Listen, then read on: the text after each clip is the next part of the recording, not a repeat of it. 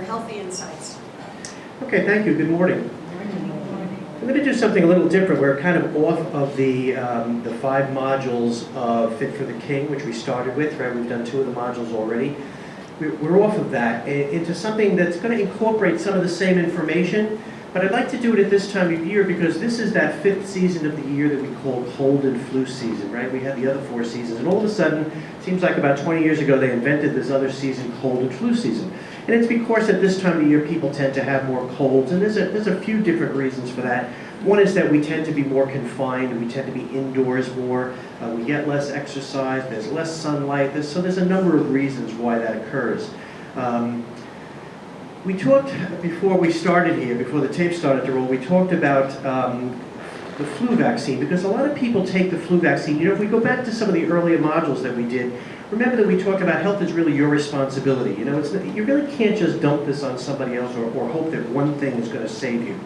So we'll talk a little bit about the flu vaccine, which is recommended for who? The elderly, the very young, the sick, those that have some sort of chronic illness.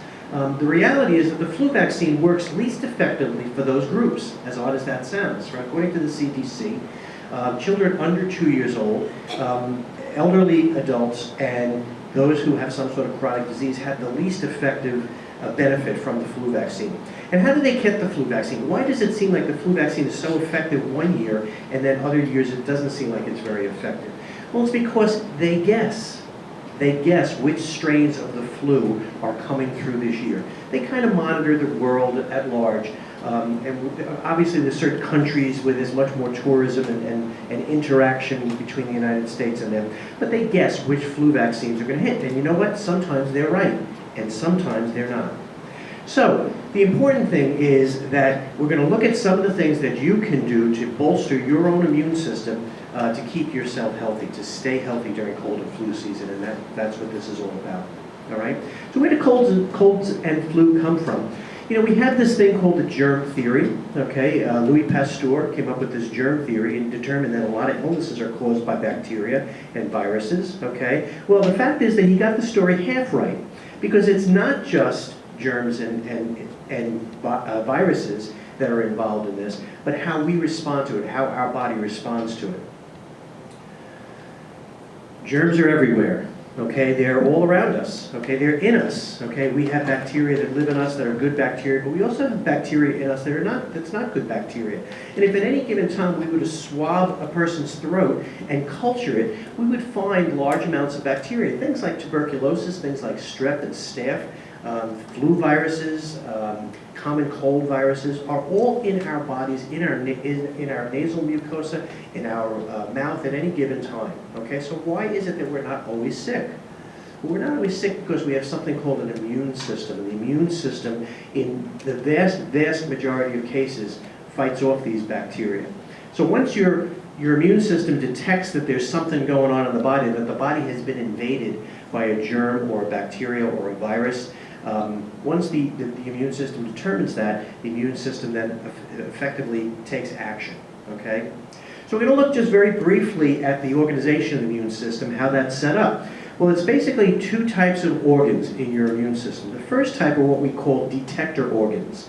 All right, they determine that something is going on in the system, okay? They determine that something has invaded the system, whether it's into your lungs, whether it's your upper respiratory tract.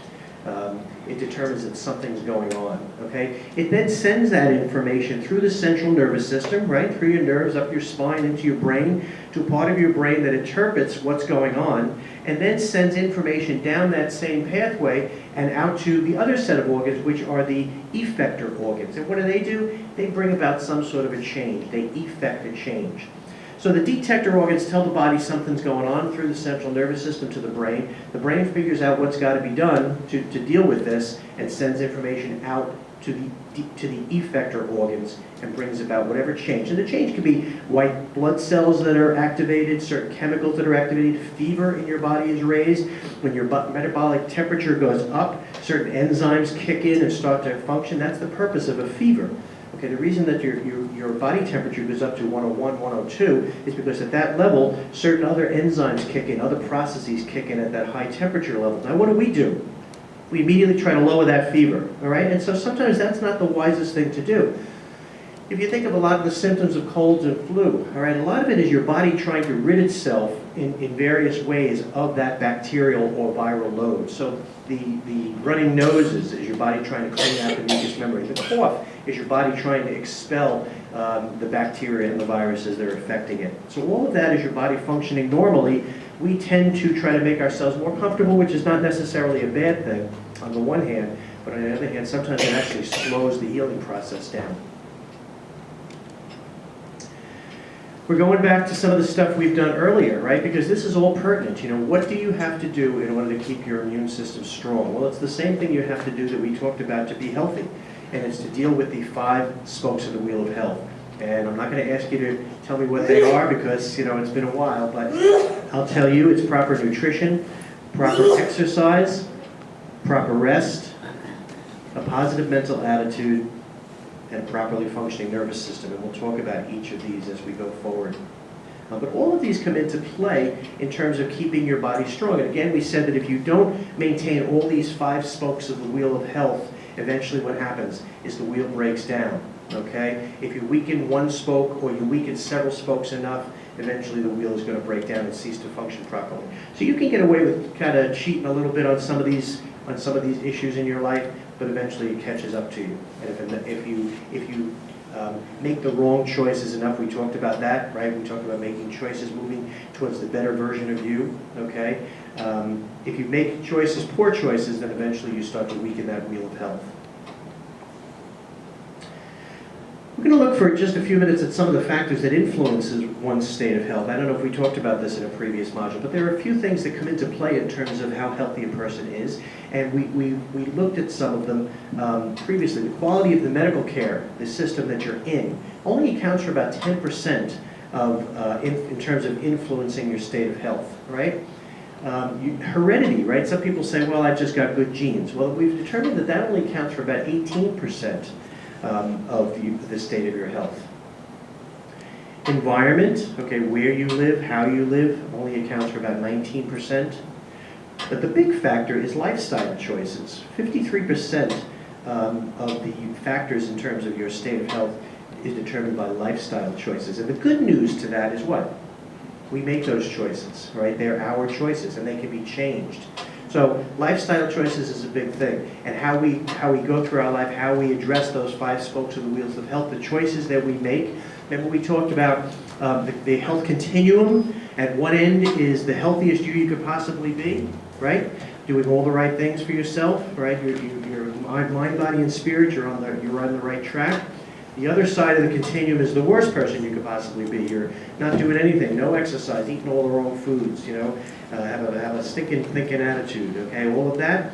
Well, we all live somewhere in that continuum. Hopefully we're not the worst we could be, we're probably not the best we could be either, okay? And the goal is to take as many steps towards the better version of you as Matthew Kelly says, to take more towards the better version of you than towards the worst version of you, okay?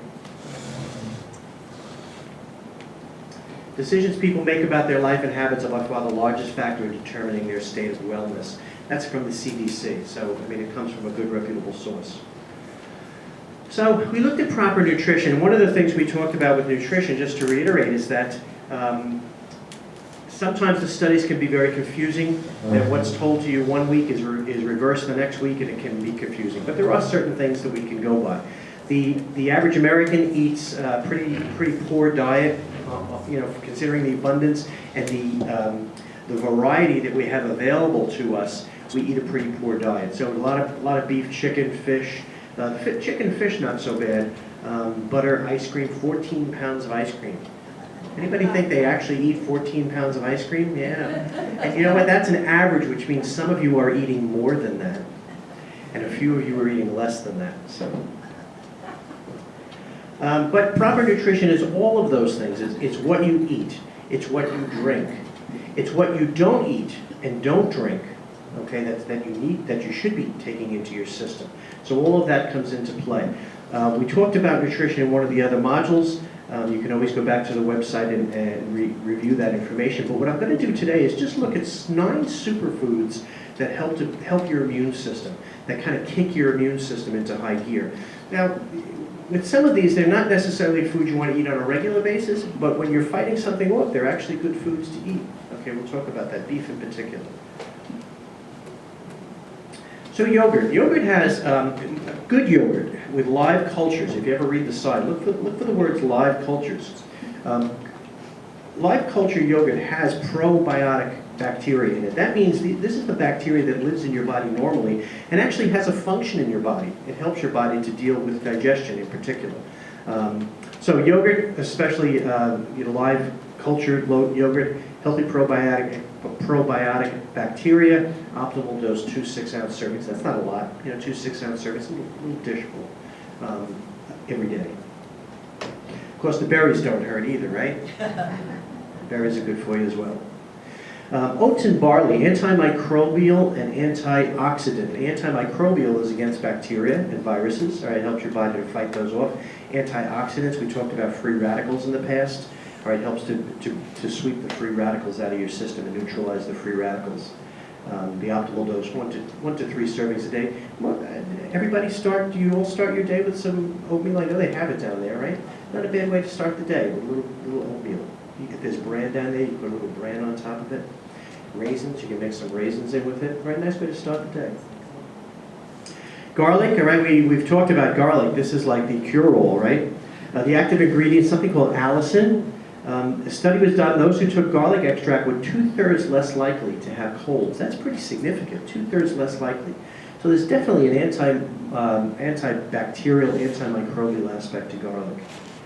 Please don't eat 2 raw cloves a day. That's what this is recommending. Garlic comes in a lot of different forms. Most of it is the non-stinky kind. If you're chewing on cloves and nobody's talking to you, you'll know why. We say it's antiviral, antibacterial, and antisocial.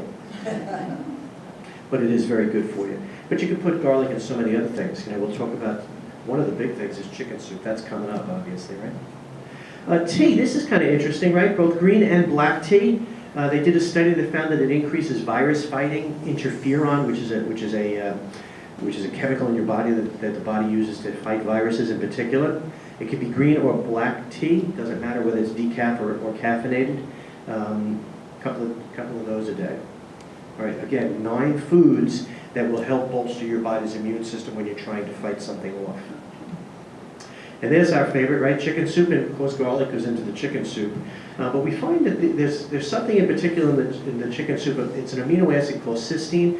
I mean, it resembles a bronchitis drug. And bronchitis, what we're looking to do with bronchitis is clear the lungs, open up the bronchial passages, right, when you have a respiratory problem. And chicken soup, there's a chemical in that mimics that chemical, that cysteine. This is, it's very, I'm from an Italian family, so it's very common in our house. When anybody gets sick, we put up a big pot of chicken soup. We still do. Fish, okay, we talk about the health benefits of fish in many different ways, antioxidant, anti-inflammatory, omega-3 fatty acids. We're going to talk about the whole anti-inflammation concept in another module of Fit for the King. It really is kind of the leading edge of nutritional theory at this point. And it's been pretty well proven out that a lot of illnesses, a lot of chronic illnesses are related to inflammation at a cellular level. And we'll talk more about that. Certain foods are broken down by the body into inflammatory chemistry, and other food is broken down by the body into anti-inflammatory chemistry. So if you're fighting something, if your health is compromised and you're looking to be the healthiest you can be, you're really better off with avoiding those foods that are going to increase the cellular inflammation and trying to focus on those foods that are anti-inflammatory in nature. But again, we'll talk about that in another module. But fish is a big one for anti-inflammation, antioxidant and anti-inflammation, and it's because of those omega-3 fatty acids. And here's beef. We've talked about beef in the past, and maybe it's not the best thing for you, but when you're fighting something off, the B vitamins that are in beef are very significant and very important. My Italian grandmother and my mother used to make something called beef tea, and I never, I liked it as a kid. I only got it when I was sick, and yet I still liked it as a kid. I've used it as an adult, and it's only really as I got older that I realized why it works. And it's really because it's like getting a B12 shot, right? Many of you probably have had B12 shots in your past. But the B12 shot helps bolster the body's immune system. And beef tea, for those that are curious, you take a bunch of, you take beef, you cut it into cubes, and you put it into a double boiler, okay, and you just let it boil until all the juices come out of the beef. Then you discard the beef, right? You discard the hard meat, and it's really just that juice that you skim the fat off the top, and then you just take little shot glasses full of this. And that is the remedy. And it works, you know, because it just, again, it's all those B vitamins you're getting in a very quick, concentrated way. So,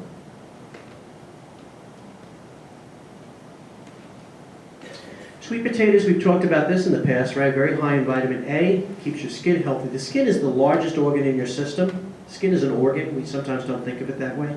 Skin's the largest organ in your system, and it's certainly the largest defense organism, right? Things don't get into your body easily, right? Certainly, the bacteria and viruses don't get through your skin unless you have a cut in your skin, right? Which is where we get infections. We cut ourselves and then that gets infected.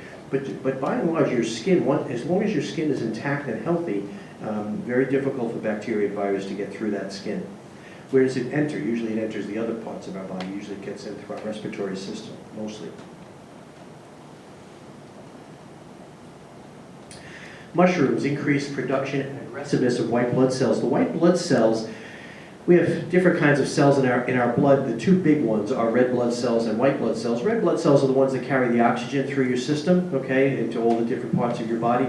The white blood cells are chartered with fighting infections. They're usually produced in the lymph nodes, okay? So anything you can do to increase the effectiveness and the aggressiveness of white blood cells is going to be helpful to you. And mushrooms are big for that. All right, so 9 foods that you can use to bolster when you're not feeling well. Go for the chicken soup, go for something with a little bit of garlic in it, go for the tea, go for the oats, the mushrooms, something with mushrooms in it, okay?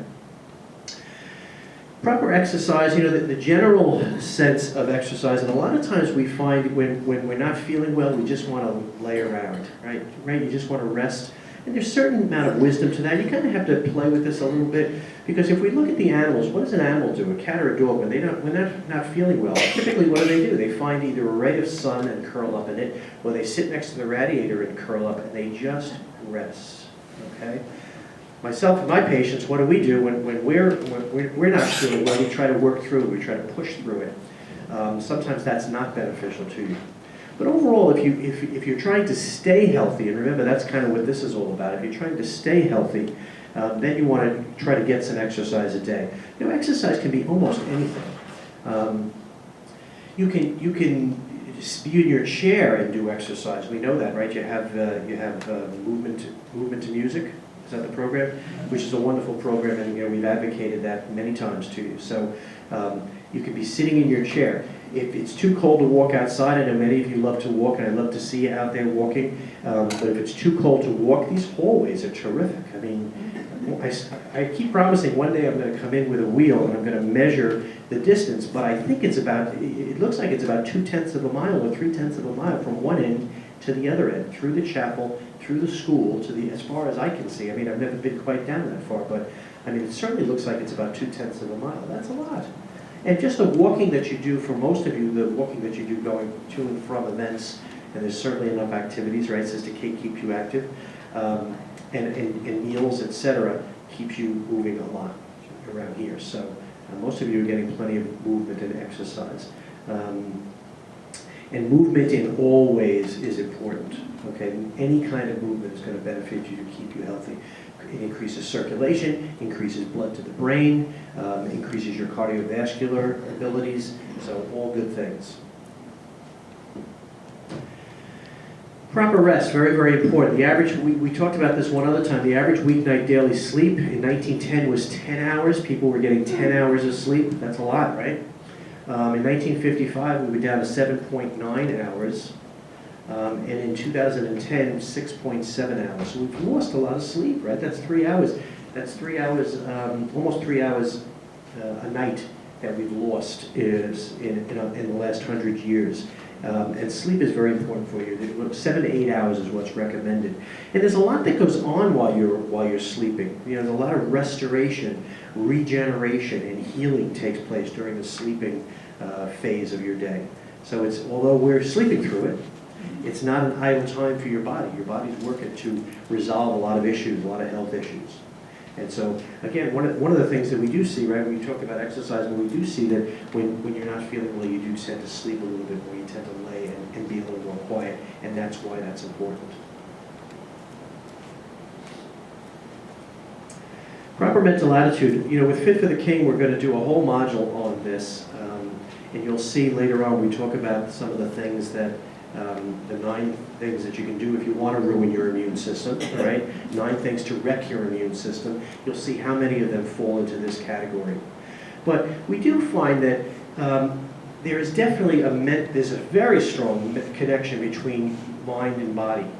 What you think about, you bring about in your physical body. So when a patient comes into me and says, I'm getting sick, is there a difference between them saying that or saying I'm fighting something off? I always correct them.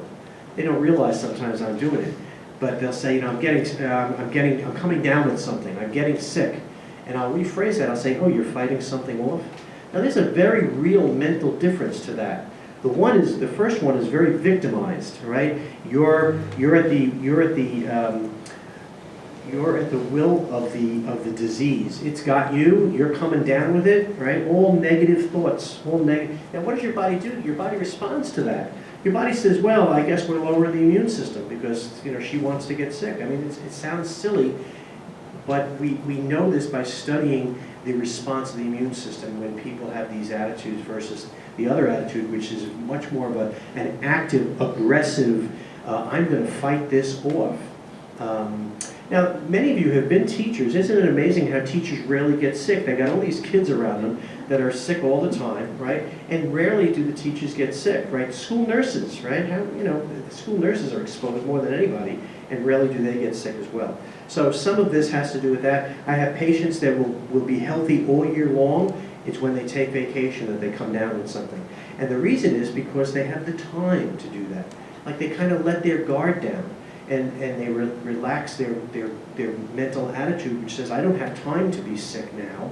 They kind of relax that guard, and all of a sudden they've got the cold and flu over the Christmas season when they're off. So this is a very strong concept. You're not coming down with something, you're not getting sick, trying to get that out of your vocabulary, and think more thoughts of I'm fighting something off. My body's fighting something. I'm going to kick this out. That's usually how I leave the patient at the end of a visit. You're going to go home and kick this bug out of your body.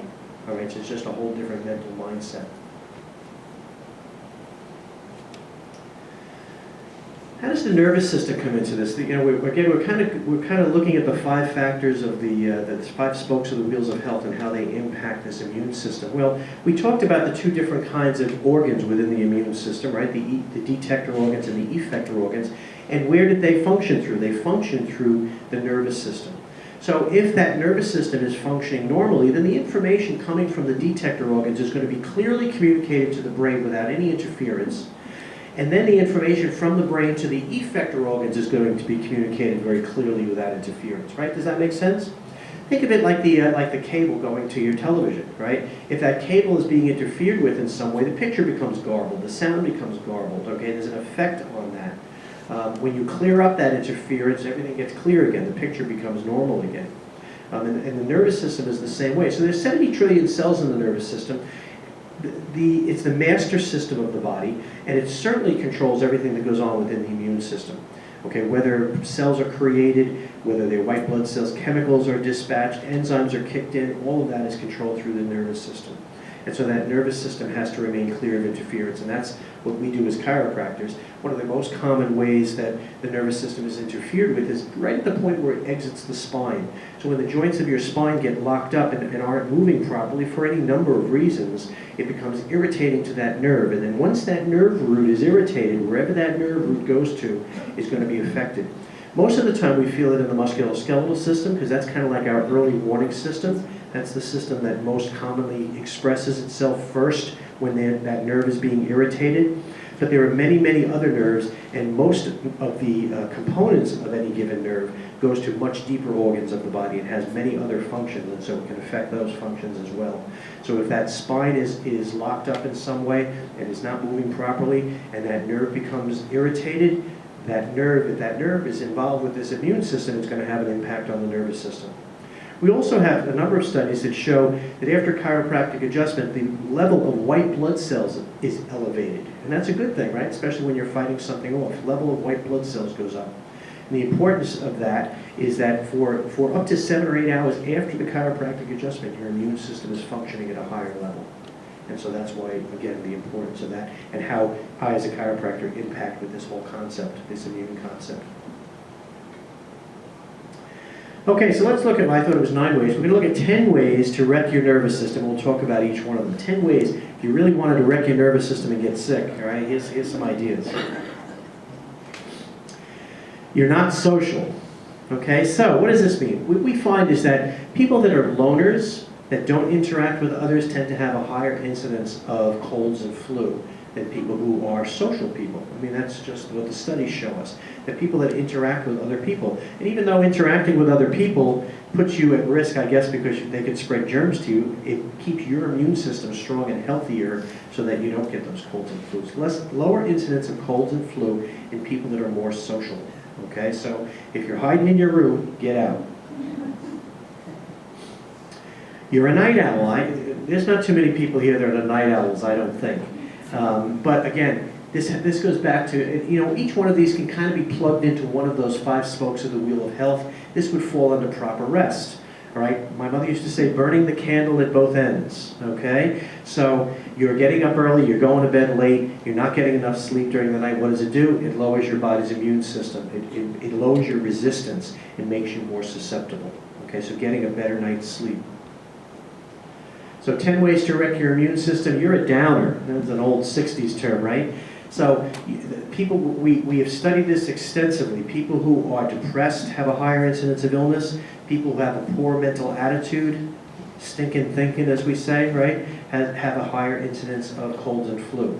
People who are much more optimistic, positive attitude, much lower incidence of colds and flu, right? So it definitely has this very strong mind-body connection.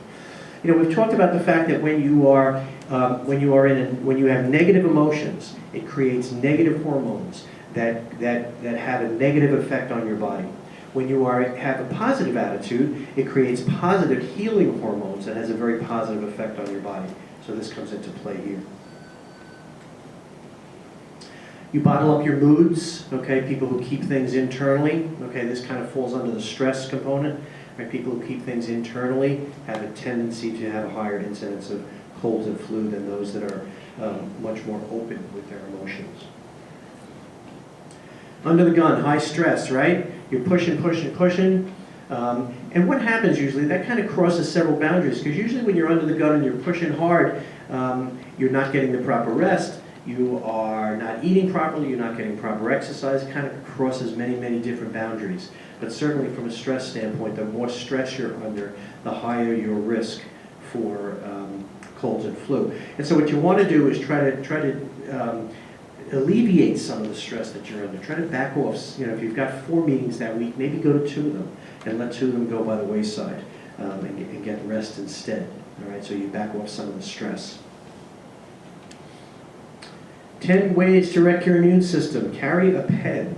As silly as this sounds, what we've determined is that it's one of the #1 transmitters of bacteria and viruses from person to person, is borrowing pens.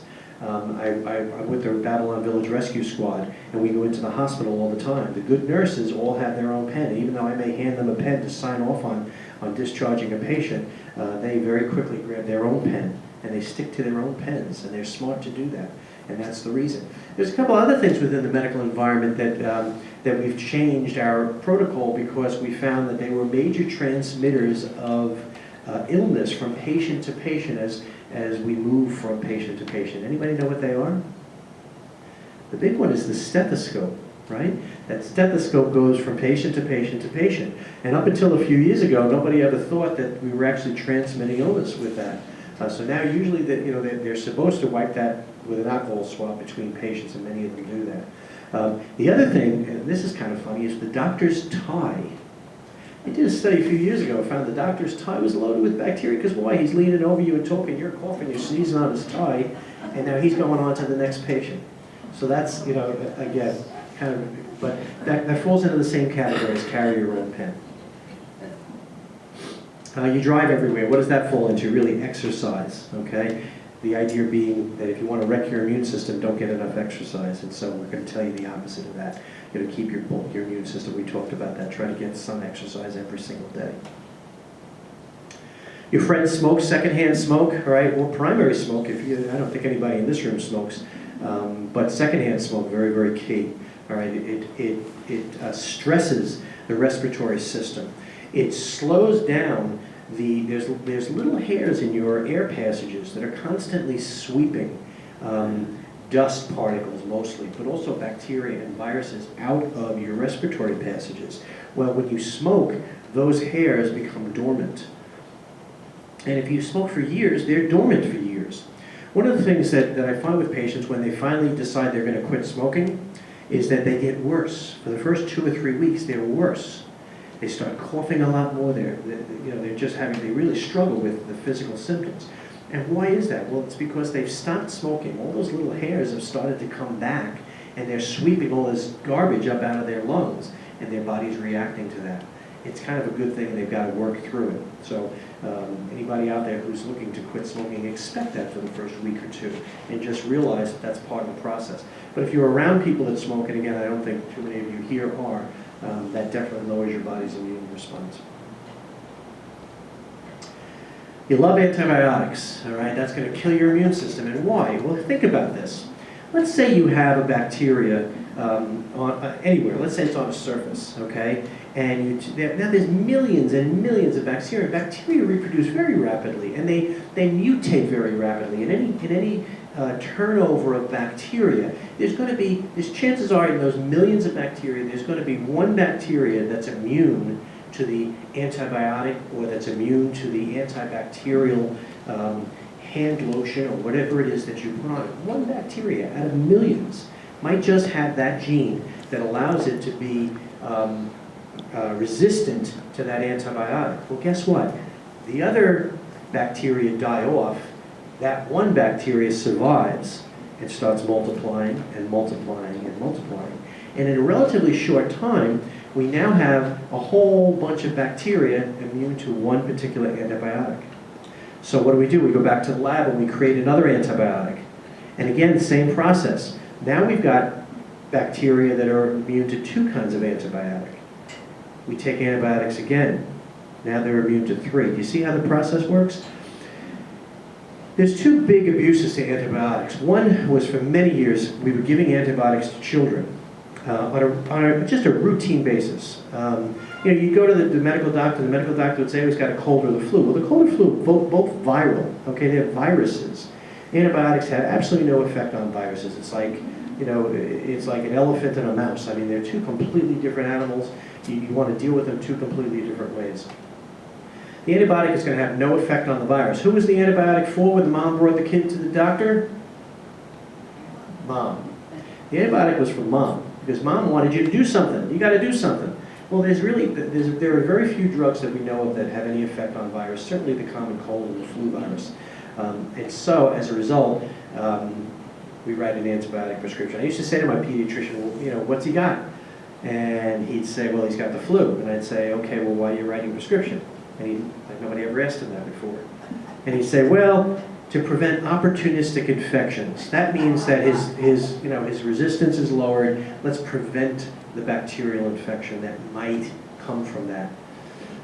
There was a time that theory flew, but not anymore, because now we know that it's really the repetitive giving of antibiotics to these kids, the kids in the 50s and the 60s and the 70s, all right, who now are, we've created these super strains. You've heard that in the news, right? With these super strains of bacteria that we have no antibiotic that we know of that will kill these bacteria. And that's a very dangerous situation to be in, okay? So the more antibiotics you take. Second big abuse of antibiotics was in our food system. think I read recently, something like 75% of all the antibiotics created are fed to the animals that we produce for our food, and that antibiotic gets into the animal and very often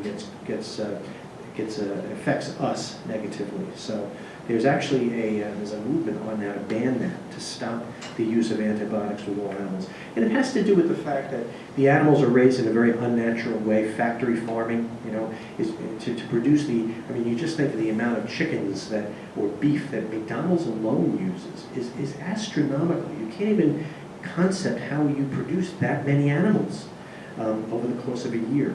And that's just McDonald's. And then you've got Burger King and Wendy's, and you've got all the food that you see in the supermarket. So we have tremendous abundance here in this country, but they do it at the expense very often of the living conditions of the animals.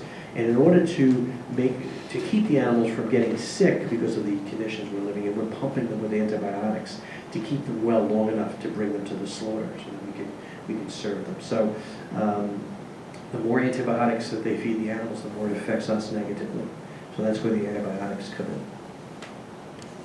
So the point is that you really should save antibiotics for when you need them. If you have a child that really never takes antibiotics, boy, when you give that kid antibiotics, he's better in like 20 minutes. Well, not 20 minutes, but within a couple of hours, you see a marked difference because now the antibiotic is being used in a child that's never had it before, and it really does a good job with that, with his immune system.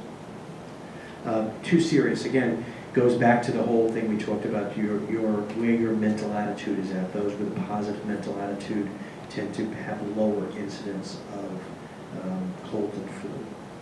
So 10 ways that you can wreck your immune system, right? We looked at you're not social, you're a night owl, you're a downer, right? You're a depressed person, you bottle up your moods, that's going to kill your immune system. You're under the gun, high stress, you don't carry a pen, you drive everywhere, not getting enough exercise, your friends smoke, you love antibiotics, and you're too serious.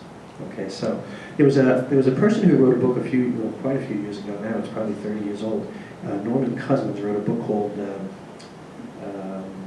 Laughter is the Best Medicine, I think was the name of the book. And he did a study, and he was one of the first to show this tremendous mind-body connection.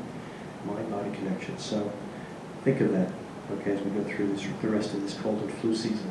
And that's it. Stay healthy. That's really what it's all about. It's much easier, believe it or not, to stay healthy than it is to get sick and then try to get healthy again, all right? And again, the whole idea of Fit for the King is to try to give you that information and those facts that you need to keep yourself healthy and stay healthy, to be the healthiest that you could possibly be. Okay? Questions? Thank you. You're very welcome. Very good. Okay, so thank you very much. Thanks for coming.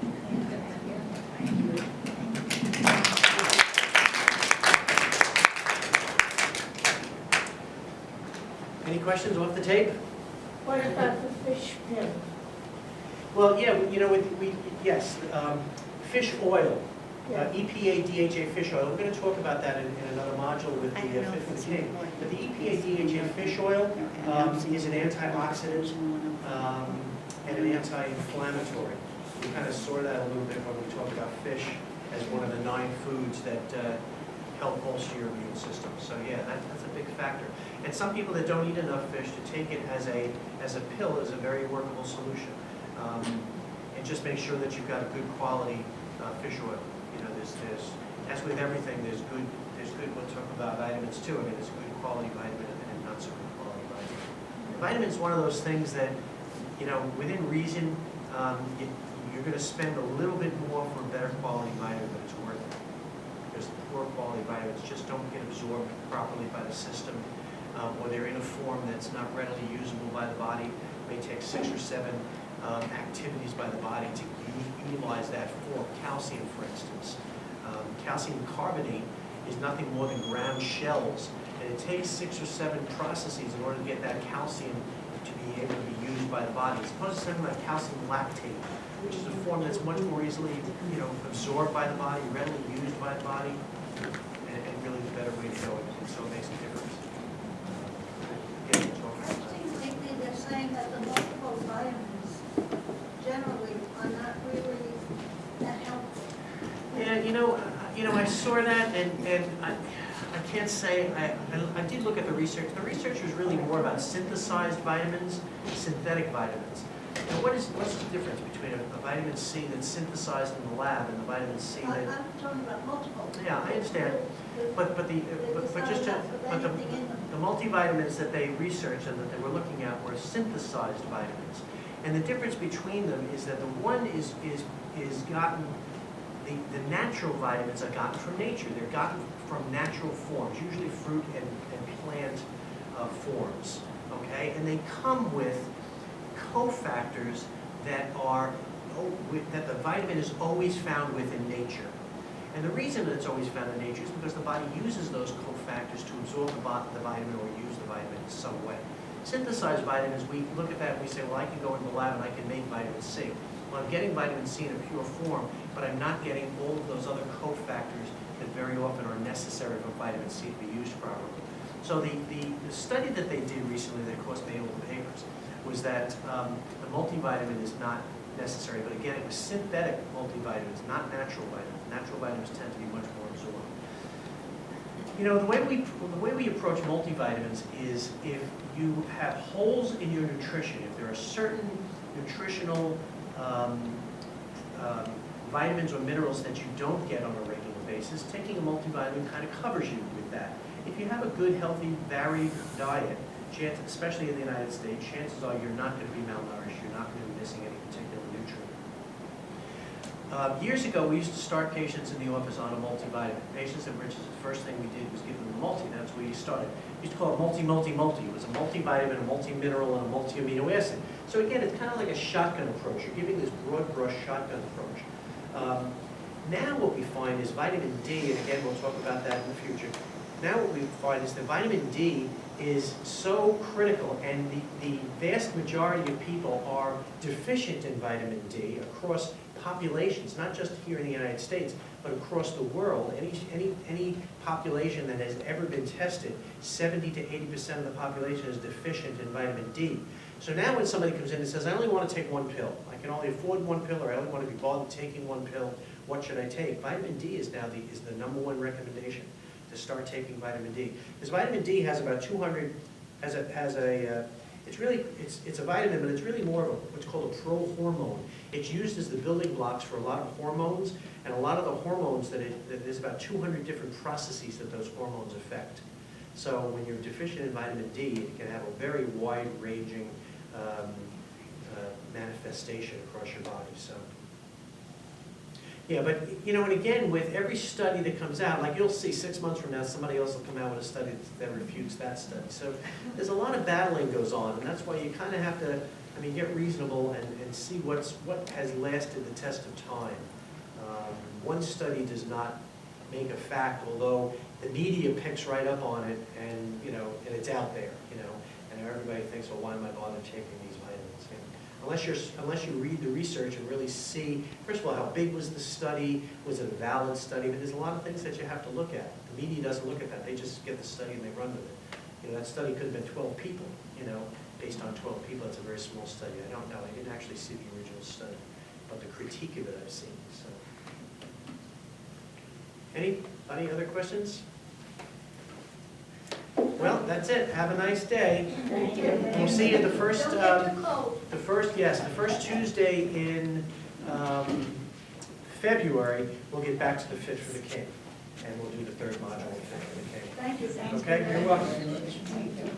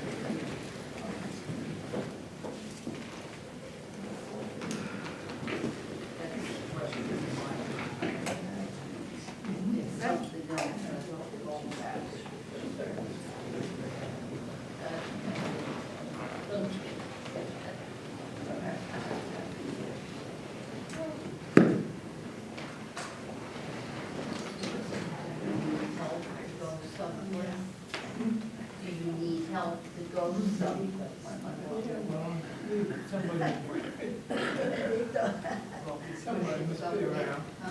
She'll probably get there when he leaves. Dr. Hess, I need your hand. Go ahead. Okay.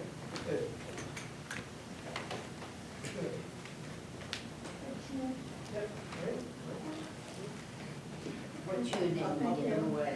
What's your name? All good. Tell you See you later. In case somebody else. Okay. Something else gonna happen. Is something else gonna happen? No.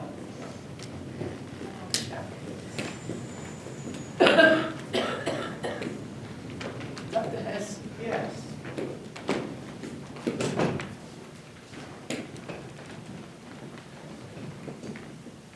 I fit into the 10 categories. I like paper.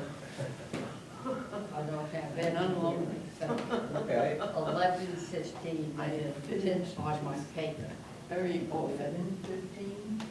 On my paper. Okay, Is Epiphany prayer with Sabbath. and I Now, had a what's cold. going on now, I don't I know. went to the doctor yesterday. And I don't know And the doctor exactly told me, what I'm not more criticizing him, but the flu and the yellow, come together. and he gave me an antibiotic, I think because he knew these for 16 years. So she said, I'll check that thing. I really wanted medicine. Because I spit up. I had to leave the conference one day, and I got kind of sleep. I don't think I get enough nutrition. And, Yeah, why is it lonely? Is that Dr. Spencer? Dr. Grant. just looking for. Now, did they do it for culture Yeah, they to see called up. what? They called up, somebody's coming down. I don't know if they did it. Well, you know, that there's, as I said, there's a place for antibiotics, but you want to know that you're dealing with bacterial infection, otherwise the antibiotic Oh, well, is gonna I think she knows, you know, because the fun that I get up is white, Mhm. definitely. But I was in the hospital, I have a machine by my side, and I'm breathing. And I have, they took a C medicine and emptied it in the glass, and I drank that. That is vitamin C. Vitamin C. It's a package. And I put it in a glass with water, and she. Then bring it around, you can sit with us while you're waiting. Just watch your hands. Okay. Let's put it out.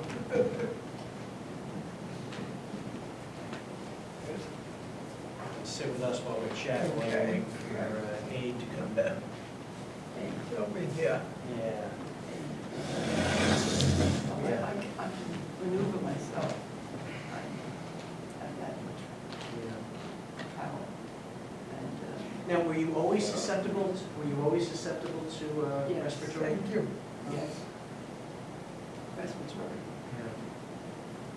Sometimes we just, sometimes, whether it's like an illness we had when we were younger, or an environment that we were in, sometimes we just have one organ system that's our weak link, My mother has the same problem. My mother would get, respiratory issues. I was in the hospital Yeah. this year, I think, 2013. Since I came here, Yeah. because I retired at 85. My doctor said always, he was a heart surgeon, not a surgeon, but cardiology. He said, you have very just Can I help you you over the threshold. You know where you're going?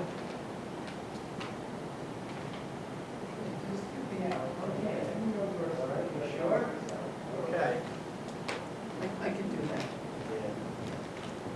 Yeah, you learn to be manipulative. Thank you very much. You're very It was- welcome.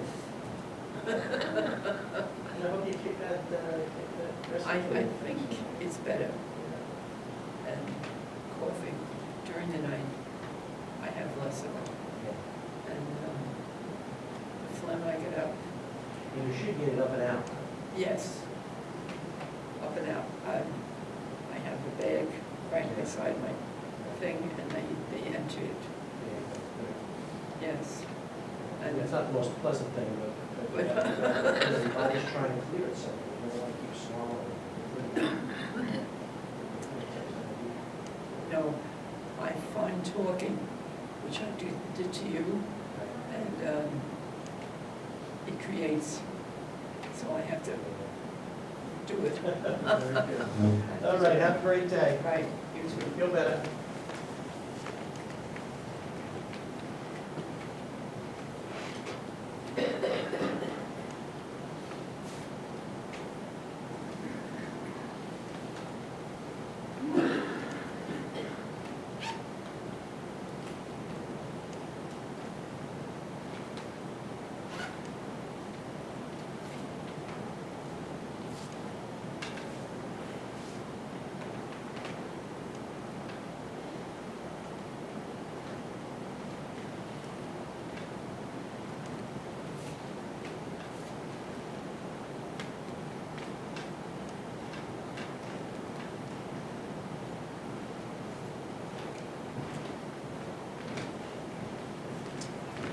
I get you, hang on.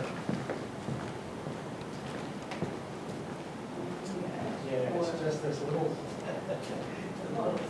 this little threshold, yeah. And then remove something